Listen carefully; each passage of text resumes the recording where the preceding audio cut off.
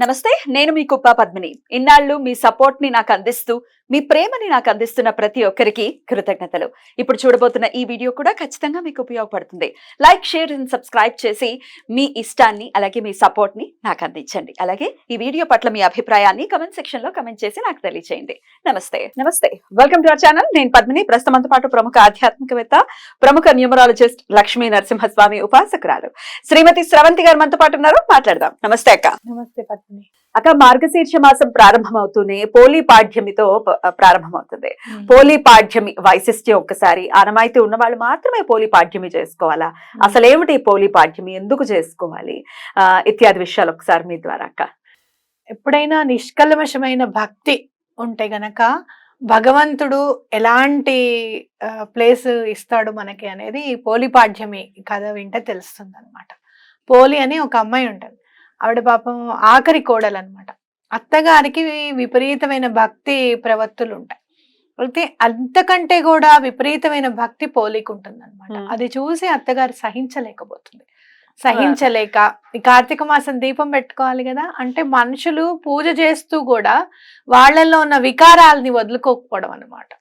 అయితే ఇప్పటి రోజుల్లో కూడా చూస్తాం కనుక మా కోడలో పూజలు చేస్తుందని అని చెప్పేవాళ్ళు ఎంతో మంది కాల్స్. పాపం అనిపిస్తుంది. అవును, ఈ చెయ్యకుండా ఉండి సంసారాలని ఇచ్చేసే వాళ్ళకంటే చేసుకుంటున్నా అంటే సంతోషపడాలి. ఎగ్జాక్ట్లీ. అట్లా కాకుండా ఆవిడ ఏం చేస్తుందంటే మిగతా కోడళ్ళని నదీ తీరానికి తీసుకొని వెళ్ళి అక్కడ దీపాలు అవి పెట్టుకుని వస్తుంటుంది అనమాట. అయితే ఈ అమ్మాయికి అసలు కనీసము ఇంట్లో దీపం పెట్టుకునే అవకాశం కూడా లేకుండా చేస్తుంది. ఆ అమ్మాయి అప్పుడు ఏం చేస్తుంది అని అంటే చెట్టుకి పత్తి చెట్టు ఉంటుంది అనమాట పెరట్లో. ఆ ఒత్తి తీసేసి కవ్వానికి ఉన్న వెన్నని పూసి రోజు దీపాలు వెలిగించుకుంటుంది. వెన్నతో దీపాలు వెలిగిస్తుంది. ఆ దీపాలు వెలిగించినప్పుడు వచ్చేటప్పటికి వీళ్ళు చూస్తారు కదా, మళ్ళీ దీపాలు వెలిగించుకుంటే ఇది కూడా లేకుండా చేస్తారేమోనని చెప్పి బుట్టను బొర్లిచ్చేస్తుంది దానిపైన, వీళ్ళకి కనపడకుండా. పాపం అంత కష్టపడుతుంది కదా, ఆఖరి రోజన్నా దీపం వెలిగించుకుందాం సముద్రం దగ్గరికి వెళ్ళి అని అంటే అమావాస్య అది కూడా అసలు చేయనివ్వదు అనమాట. ఆవిడ ఇంకా విపరీతమైన పని చెప్పి పనంతా చేసిన తర్వాతనే నువ్వు దీపాలు వెలిగించడానికి రా అని చెప్తుంది. ఈ అమ్మాయి ఏం చేస్తుంది, ఇదంతా కాదని చెప్పి ఇంట్లోనే మొత్తం అంతా నీట్ చేసేసుకునేసరికి పాడ్యమి గడియలు వస్తూ ఉన్న సమయంలో దీపం వెలిగిస్తుంది అనమాట. ఇంకా దీపం వెలిగించుకుంటున్నప్పుడు వెలిగించేసుకున్న తర్వాత వీళ్ళందరూ కూడా నదీ తీరాన్ని నుంచి ఇంటికి వస్తారు, అత్తగారు మిగతా కోడళ్ళును. వచ్చినప్పుడు అక్కడ చూస్తే పుష్పక విమానం ఉంటుంది. వీళ్ళు అనుకుంటారు మనం చేసాం కదా పూజలు, వెళ్ళి అక్కడ ఇన్ని రోజులు దీపాలు వెలిగించాము, మన కోసం వచ్చింది పుష్పక విమానం అని అనుకుంటారు. కానీ పోలి ఉంటుంది దాంట్లో. విమానంలో ఆల్రెడీ పోలి ఉంటుంది. అయ్యో మమ్మల్ని కూడా తీసుకెళ్ళండి అని అంటే, బొందితో స్వర్గానికి వెళ్ళడం అంటే మామూలు విషయం కాదు కదా, చనిపోకుండా స్వర్గానికి వెళ్ళడం అంటే మామూలు విషయం కాదు అది. అయితే అలా నిష్కల్మషమైన మనస్సు ఉన్న పోలికి మాత్రమే ఆ హక్కు ఉంది. మీరు పూజలు చేస్తే తర్వాత విషయము. ఆ అమ్మాయికి అసలు నిష్కల్మషం, అసలు ఏమాత్రం కల్మషమే లేదు ఆ అమ్మాయి మనసులో. కాబట్టి మీరు ఇప్పుడు దాచేశారు కదా పూజామని, ఈ అమ్మాయి కూడా వాళ్ళ పూజామని దాచేయచ్చు. అలాంటివి ఏం చేయలేదన్నమాట. పాపం ఏం చేసినా భరిస్తూ సహిస్తూ ఆ అమ్మాయి పూజ ఆ అమ్మాయి చేసుకుంది. కాబట్టి ఆ అమ్మాయికి బొందుతో స్వర్గానికి వెళ్ళే అవకాశం దక్కింది. ఆ అమ్మాయి కాళ్ళు పట్టుకుని వెళ్ళాడతారు మేము కూడా వస్తామని చెప్పి, లేదు వాళ్ళ ఇక్కడే ఉండిపోతారు అనమాట. ఆ అమ్మాయి మాత్రమే పుష్పక విమానంలో వెళ్ళిపోతుంది. అయితే ఈ కథతో జరిగింది మాత్రమే సనాతన ధర్మంలో ఉంటుంది అనేది ప్రధానంగా మనం నమ్మాలి. అలాగే ఎవరైనా కూడా కార్తీక మాసం మొత్తం దీపాలు పెట్టలేదు అంటే గనక పాడ్యమి గడియలు వచ్చేటప్పుడు 33 ఒత్తులు వేసి దీపం పెడితే ఆ నెలంతా కూడా దీపాలు పెట్టినట్టుగా మనకి ఫలితం వస్తుంది. అలాగే 33 కోట్ల దేవతలకి మనం దీపారాధన సమర్పించుకున్న వాళ్ళం అవుతాం.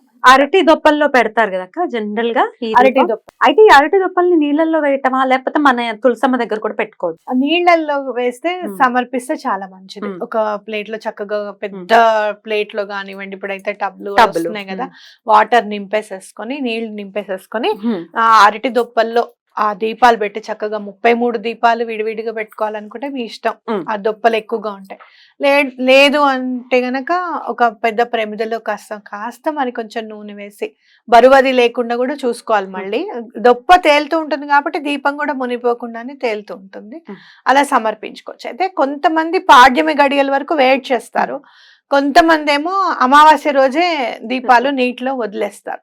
అయితే మీరు ఏం చేసినా కూడా నేనేం చేస్తానంటే మరి కాస్త ఎక్కువ నూనె వేసి వదులుతాను అనమాట, నీళ్ళల్లో పెడతాను. ఎందుకంటే పొద్దున వరకు పాడ్యమి గడియల వరకు కూడా వెలిగేటట్టుగా చూసుకుంటాను. అయితే అది నూనెతో కూడా పెట్టచ్చు. నూనెతోనే పెట్టాలి. ఎందుకంటే ఈ కార్తీక మాసం అంతా కూడా లక్ష్మీదేవి నూనెను ఆశ్రయించే ఉంటారనమాట. అన్ని నెలలు మనము ఆవు నెత్తో పెడితే మంచిది అనుకుంటాం కదా. ఇక్కడ కార్తీక మాసం మాత్రం నూనెతో పెడితే లక్ష్మీదేవి అనుగ్రహిస్తారనమాట. కాబట్టి నూనెతోనే పెట్టుకోవాలి. అయితే మనం కాస్త మంచి నువ్వుల నూనె, గానుగ నూనె తెచ్చుకోవడం అనేది చాలా ఇంపార్టెంట్. అట్లా మనకు తెలిసిన విషయమే కదా. ఇంకా తక్కువ కమ్మే నూనె దానికి కేటాయించబడి ఉంది అనేది కాకుండా మంచి గానుగ నువ్వుల నూనె తెచ్చుకుంటే చాలా మంచిది. 2వ తారీఖు వస్తోంది కాబట్టి పోలి పాడ్యమి, సో 2వ తారీఖే చేసుకోవాలి. ఏ సమయంలో చేయమంటారు? తెల్లవారుజామున. పాడ్యమి గడియలు స్టార్ట్ అయిపోతూనే చేసుకోవాలి, తెల్లవారుజామునే చేసుకోవాలి. అందుకే చాలా మంది అమావాస్య రాత్రి నీళ్ళలో వదిలేస్తారు. పొద్దున పాడ్యం వరకు వెలుగుతూ ఉంటాయి కదా అని అనుకుంటారు. కాకపోతే ఏంటంటే మీకు ఓపిక ఉంటే నేనైతే అలానే చేస్తాను. అమావాస్య నాడు కూడా వదిలేస్తాను. ఎందుకంటే అమ్మేమో పోలి పాడ్యం రోజు పొద్దునే లేచేసి అమ్మ నీళ్ళల్లో వదిలేది. మా అత్తయ్య గారు వాళ్ళేమో అమావాస్య నాడే వదిలేస్తారు. ఆవిడ ఇద్దరిది మెయింటైన్ చేయాలి కదా. నేనేమో రాత్రి పూట కూడా చేసి మళ్ళీ పొద్దున కూడా తెల్లవారుజామునే లేచేసి పాడ్యం గడియల్లో అప్పుడు కూడా వదిలేస్తాను. ఇద్దరికి సమన్యాయం చేశారు. ఓకే. ఈ నీళ్ళల్లో వదిలేయడం అన్న దగ్గర నాకు ఒకటి చిన్నది ఈ మధ్య కాలంలో కంటపడి అవాక్కైన సందర్భం అన్నమాట. సింకుని చక్కగా చూస్తారా, సింకుని రెడీ చేసి దానికి దండ పెట్టి దాంట్లో నీళ్లు పెట్టి దాంట్లో వదిలేరు. ఆహాహా, క్రియేటివిటీ. ఏమిటి ఎవరు రియాక్ట్ అవ్వరంటే అసలు ఆలోచన వచ్చినందుకు మెచ్చుకోవాలా. అలాంటి ఆలోచనలు మీకు వచ్చినప్పుడు మీరు ఏం చేస్తారు అని అంటే, దానికి చక్కగా ఒక కుండ అంటే ఇట్లా వెడల్పాటి మట్టిది ఎలా మీరు తయారు చేయాలి, మనమే తయారు చేసుకుందామా. ఎందుకంటే కొనే పరిస్థితులు అన్నీ ఉండొచ్చు, ఉండకపోవచ్చు. మనం ఎలా తయారు చేసుకోవాలి, ఎలా వదలాలి, ఇలాంటివి చూసుకోవాలి. కానీ షింక్ అని అంటే ఒక్కటి గుర్తు పెట్టుకోవాలి, ఎప్పుడు అంట్లు వేస్తూ ఉంటాం. అసలు నిజంగా ఒకటి చెప్పనా, షింక్ అసలు మన దాంట్లో లేదు. ఆ మామూలు వంట గట్టు కూడా కిందకు ఉండేది. కొంచెం మనం కూర్చున్న దానికంటే కొంచెం ఎత్తుగా పెట్టి చేసుకునేవాళ్ళు. సరే ఇప్పుడు కూర్చొని చేయలేం కాబట్టి నుంచునే స్థాయికి వచ్చేసాము. షింక్ అసలు బయట పెరట్లో వేసేవాళ్ళు అంట్లవి కూడా. ఎటువంటి పరిస్థితుల్లోనూ రాత్రి పూట అంట్లు నిద్ర చేయకూడదు ఉండేవాళ్ళు. షింకులు అస్సలు ఉండకూడదు అంట్లు. మీకు తెలుసా డయాబెటీస్ వస్తుంది సింక్ లో అంట్లు గురువు డౌన్ అయిపోతారు. ఇప్పుడు సింక్ లో ఇంతలాగా మనం పెట్టడం వల్ల ఈ డయాబెటీస్ కూడా ఇంత పెరిగిపోయిందని అనుకోవచ్చు. డెఫినెట్ గురువు తక్కువైపోతారు. అంట్లు రాత్రిపూట కడగకుండా పడుకుంటే గురుబలం తగ్గిపోతుంది. ఎవరికి ఓపికలు లేవు, ఎవరికి ఓపిక లేదంటే షింక్ లో ఉండనివ్వద్దు. నిన్న రాత్రి నాకు 11 అయింది, మీరు నమ్ముతారా? నేను బయట నుంచి వచ్చేటప్పటికి 11 అయింది. 11 అయితే ఇంట్లో అందరు అలసిపోయినారు. నేను కొంచెం ఎక్కువ మంది వచ్చారు భోజనానికి, పొద్దున సాయంత్రం కూడా. పరీక్ష ఎలా ఉంటుందో చెప్తా, గురువు పరీక్ష నీకు. అంత మొత్తం అంట చూసి ఎట్లా ఉంది అసలు, ఏం అనాలి, ఎవరిని ఏం అర్థం కాల. మా మైత్రి అంది, ఇలా చేసే వరకల్లా కొంచెం ఇల్లంతా చిందింది, అందుకే ఇలా అయింది, తిట్టకని చెప్పింది. ఏం కాదనుకొని అవన్నీ మళ్ళీ టబ్బులో అన్ని వేసి బయట పెట్టి అరగంతా నీట్ చేసి వెళ్ళాను. అస్సలు కొంచెం ఒక 10 నిమిషాలు పని అంతే. అలసిపోయాము అనేది పక్కకు పెట్టుకొని ఒక 10 మినిట్స్ మాత్రమే షింక్ లో లేకుండా కింద టబ్ లో పెట్టుకోవడం అనేది చాలా ఇంపార్టెంట్. ఎందుకు అని అంటే నేను చూసాను, అట్లా పెట్టనప్పుడు ఏంటి డిఫరెన్స్ అనేది అర్థమవుతుంది మనకి. కాబట్టి అలా చేసుకోండి. ఆ షింక్ లో మాత్రం నీళ్లు పోసి అలా చెయ్యొద్దు బాబాయ్. ఎందుకంటే మనం అంట్లుగా వేసుకునే ప్లేస్ కదా.